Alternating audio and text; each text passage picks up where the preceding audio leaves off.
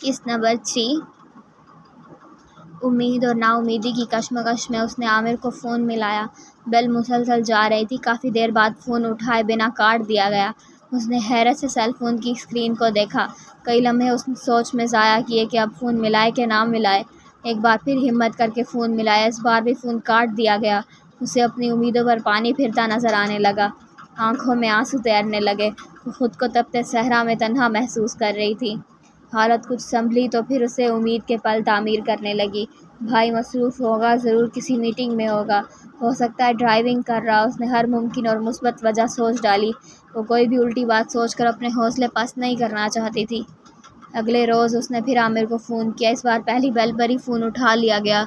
उसके चेहरे पर मुस्कुराहट आ गई, पर आमिर की आवाज़ सुनते ही उसके चेहरे का रंग उड़ गया। क्या मुसीबत है? कौन मर गया है जो कल से फ़ोन कर कर के मेरा जीना हराम किया हुआ है? आमिर ने चिल्लाते हुए कहा। वो भाई मरियम ने बात करने की कोशिश की। देखो, मेरा बहुत मुश्किल टाइम चल रहा है। पुरानी जॉब मैंने छोड़ दी है, नई जॉब मिली है। मैं बहुत मेहनत कर रहा हूँ ताकि अपने बॉस को खुश कर सकूँ। मेरे पास फजूल बातों का वक्त नहीं है। कोई ज़रूरी बात है तो जल्दी बोलो, नहीं तो अल्लाह हाफिज़। आमिर फ़ोन बंद करने ही वाला था। भैया, बाबा को ब्लड कैंसर हो गया है, प्लीज़ आप आ जाएं जल्दी। उस वक्त हम सब को आपकी बहुत ज़रूरत है, उसने जल्दी से कह दिया। कहीं भाई फ़ोन ही ना बंद कर दे। आमिर कुछ लम्हे दम साधे उसकी सिसकियाँ सुनता रहा। मरियम, बहादुर बनो। तुम्हें रोना नहीं बल्कि माँ बाप का सहारा बनना है, एक मजबूत सहारा। मैंने तुम्हें पहले भी बताया था ना कि मैं नई जॉब स्टार्ट की है। मुझे किसी तौर पर छुट्टी नहीं मिलेगी। मैं नहीं आ सकता। तुम्हें बेटा बनकर बाबा का ख्याल रखना होगा। अच्छा, अब मैं फ़ोन रखता हूँ। किसी दिन फ़ोन करके बाबा से भी बात करूँगा। अल्लाह हाफिज़, सबका ख्याल रखना। वो बुत बनी खड़ी रही। जब टांगें शल होने लगी तो ज़मीन पर गिर सी गई और फूट फूट कर रो दी।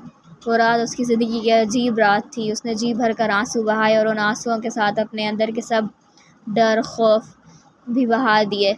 सुबह वो नए अज़्म के साथ उठी। अब उसे किसी के सहारे की ज़रूरत नहीं थी। अब वो खुद एक सहारा बनने जा रही थी, अपने माँ बाप का सहारा, एक मजबूत सहारा। खुद को मनवाने का वक्त आ गया था। वो बाबा को लेकर डॉक्टर के पास गई। रिपोर्ट चेक करवाई। डॉक्टर के मुताबिक इलाज मुमकिन था। उसने कुछ दवाइयाँ लिख दी, इलाज का सारा तरीका समझा दिया। घर आकर बाबा से कहा कि आमिर से मेरी बात करवाओ। क्या बात करनी है आपने आमिर भाई से? मरियम ना चाहते हुए भी कड़वे लहजे में बोली। मुझे अपने बेटे से बात करनी है। और मेरे बारे में सुनेगा तो भागा चला आएगा। मुझे इस वक्त उसकी ज़रूरत है। ये इलाज माल से आसान नहीं। लड़की, ये सब तुम्हारे बस की बात नहीं। मैट्रिक पास लड़की को तो डॉक्टर की बातों की भी सही से समझ नहीं आने वाली। जाने क्या से क्या करती फिरोगी, बाप ने हकारत से कहा। उसने बहुत मुश्किल से अपने आंसुओं को रोका और फ़ोन बाबा को देकर अपने कमरे में चली गई।